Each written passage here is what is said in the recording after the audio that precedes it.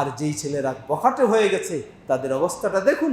বাবা মা মানে দয়া, ওটা হলো সীমাহীন। কোন দয়া সেটা এটিও বলে দিচ্ছেন ইমাম ইবনে কাইয়্যিম রাহিমাহুল্লাহ। তিনি বলছেন, সুতরাং সন্তানকে দয়া করা, স্নেহ করা, ভালোবাসা, এর মানে তাকে শিক্ষা দেওয়া, তাকে বাধ্য করে ভালো কাজের মধ্যে রাখা। ওয়ায়াশুক্কু আলাইহি ফি যালিকা বিদ-দারবি ওয়া গায়রিহি, প্রয়োজনে তাকে শাসন করেও তাকে ভালো পথে রাখতে হবে। ওয়ায়ামনাহু শাহওয়াতিহি আল্লাতী তাউদু বিদারারিহি, তার প্রবৃত্তির অনুসরণ করে গান বাজনা, অশ্লীলতা, খারাপ সেই সমস্ত যাওয়া, সেগুলি থেকে তাকে শক্তভাবে বিরত রাখাটা, এটাও হলো সন্তানের প্রতি ভালোবাসার পরিচয়, সন্তানের প্রতি দয়ার পরিচয়, সন্তানের প্রতি মায়ার পরিচয়।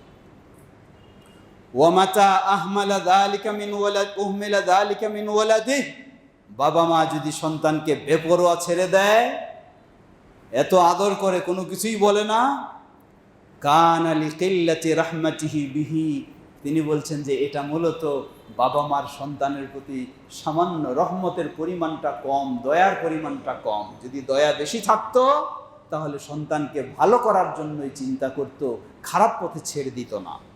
ওয়া ইন যান্না আন্নাহু ইয়ারহামুহু ইয়ারফিহি ওয়া ইউরিহিহি ফাহাদিহি রাহমাতুন মাকরুনাতুন বিজাহলিন, আর যদি এমন হয় সন্তান যেমন ইচ্ছা তেমন চলুক বলে ছেড়ে দিয়ে থাকে, বলছেন যে হাদিহি রাহমাতুন মাকরুনাতুন বিজাহলিন, এটা হলো মূর্খতা সুলভ দয়া, এটা হলো মূর্খতা সুলভ দয়া। এটি জ্ঞানী মানুষের দয়া নয়, এটি শিক্ষিত মানুষের দয়া নয়, ভালো মানুষের দয়া নয়, এটা হলো জাহিলি দয়া।